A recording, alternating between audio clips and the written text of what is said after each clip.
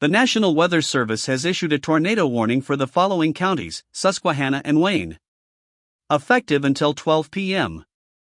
At 11:10 a.m., a severe thunderstorm capable of producing a tornado was located 4 miles east of Montrose, moving east at 30 miles per hour. Source: radar indicated. Hazard: tornado.